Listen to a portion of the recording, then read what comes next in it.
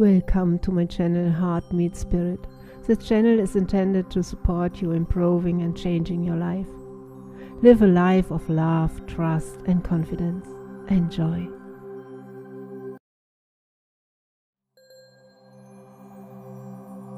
You have to really begin to demystify the process because anything that we do that is matter trying to change matter.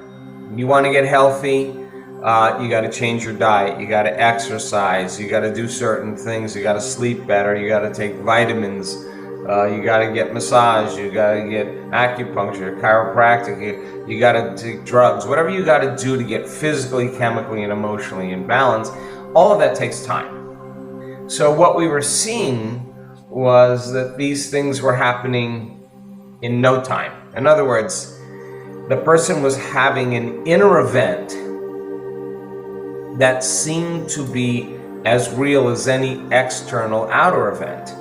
Now, the end product of an experience, in any experience we have, is called an emotion. That's the chemical feedback. The research on epigenetics, Alex, says that it's the environment that signals the gene. So if the environment signals the gene, and the end product of an experience from an environment is an emotion, I realized that these people were signaling genes ahead of their environment. Now, genes make proteins, and proteins are responsible for the structure and function of our bodies, and the expression of proteins really is the expression of life. So, in a sense, the person was making an inner experience so real that the brain and body didn't know the difference between the real life experience and the one that they were imagining. And we saw biological changes in their brain. We saw biological changes in their body. So we started doing thousands and thousands of brain scans, measuring people's brains before they came to an event, putting them through 4 days or 7 days of training, and then measuring their brain at the end of 4 or 7 days, and it was a different brain. The changes weren't just in their mind. They were in their brain. We were checking people's heart rate variability monitor to teach them how to sustain an elevated emotional state, not just for 5 minutes, but to be able to do it for 45 minutes on command so that they could self-regulate in their life and slow down their reactions and responses to people and conditions in their life that would weaken them. Their fear, their anger, their hostility, their resentment, their impatience, all of those emotions take energy for the body, and the response is weakening the body. So we measured gene expression. We saw that people can change their genes in 4 days. We measured the immune response when people give up fear or impatience or resentment and start practicing elevated emotions like gratitude and appreciation and inspiration, love. How it strengthens the immune system. We saw that telomeres actually lengthen when people do the work properly. So we have great evidence in our scientific measurements, and some of the scientific measurements that we are doing right now is changing the course of history. We are proving to people right now how powerful they really are. We have such compelling evidence that advanced meditators are more resistant to viruses. We have the data to show that cancer cells do not do well in the plasma of advanced meditators. We know that advanced meditators' plasma will downregulate the genes for Alzheimer's. We have evidence to show that there are a host of very powerful biological changes that take place where people practice this simple formula of creating coherence in their brain and their heart. And when you have coherence in the brain and the heart, that's the door to so many possibilities. And we've been working pretty hard in demystifying the process. Yeah. A memory is just where neurons actually connect. And so you learn a bit of information, right? You learn how to ride a bike. You read a book about it. You read a book on how to cook Mandarin cuisine. You read a book on how to dance the salsa. All of that information is stored in your thinking neocortex, right? So it's philosophical. So a person has a trauma, right? The stronger the emotion that they have from that event, the more altered they are inside of them, the more the brain freezes a frame and takes a snapshot. And that's called the long-term memory. And that image, or those series of images, are embossed neurologically in the brain. So the stronger the emotion, the more we pay attention to the cause. And that's what creates the memory. Now here's the problem. The problem is that when we think about that problem, when we review or remember that past event, we're producing the same chemistry in the brain and body as if the event was happening. Now the body's so objective, it doesn't know the difference, Alex, between the real life experience that's creating the emotion and the emotion that the person is experiencing by thought alone. So the body's believing it's living in the same past experience 24 hours a day, 7 days a week, 365 days a year. And so now the person can't think greater than how they feel. So they feel sadness, they feel guilt, they feel pain, they feel suffering, they feel hostility. And those emotions tend to drive the same thoughts for them to remember the reason why they feel this way. And so people get caught in these loops of thinking and feeling. So that creates a state of being, right? So thoughts are the language of the brain, and feelings are the language of the body. And how we think and how we feel creates our state of being. So without the person knowing this, by reviewing and remembering the problem, they're taking a thought and a feeling, an image and an emotion, a stimulus and a response, and they're conditioning their body emotionally into the past. Now, the trauma does not only exist in the brain, the trauma now exists in the body too as an emotional memory. So if the person can't think greater than how they feel, and they believe that their thoughts have something to do with their destiny, they're thinking in the past. And if you're thinking in the past, you create more of the same life. So we started noticing that when people are altered, when they're angry, when they're frustrated, when they're stressed, when they're fearful, when they're suffering, when they're in pain, the arousal of those emotions switches on our primitive nervous system that causes the brain and body to go into stress or survival. And when we're in stress and when we're in survival, we're always trying to predict the next moment based on what we've learned in the past. And stress is created from the loss of control, the inability to predict what's going to happen, and the perception that things are going to get worse. So 70% of the time, people are living in a state of stress and living in survival. It's not a time to create. It's not a time to open your heart. It's not a time to be vulnerable. It's not a time to learn. It's time to run, fight, or hide. So now we were looking at to see what happens to the brain.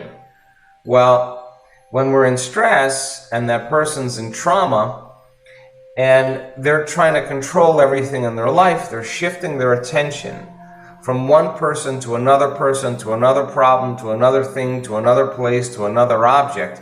And every one of those elements has a neurological network in the brain. So the arousal of the stress hormones causes their brain to fire very incoherently. Now, when our brains are incoherent, we're incoherent.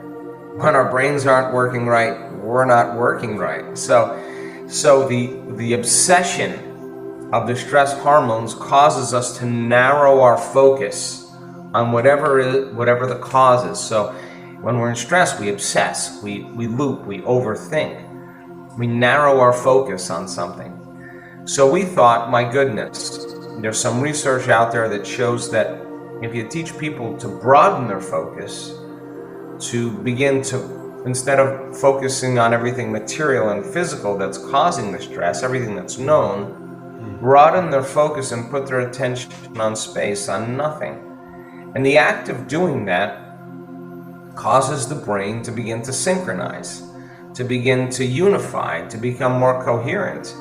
And what syncs in the brain links in the brain. So the person's brain starts functioning normally and starts to improve without any medications, without any therapies, just a simple act. And the more they do it, the more order that's created in their brain, the more they can focus their attention and move into a more creative state. What do I want? How successful do I want to be? How healthy do I want to be? How much love do I want in my life? You can ask the bigger questions.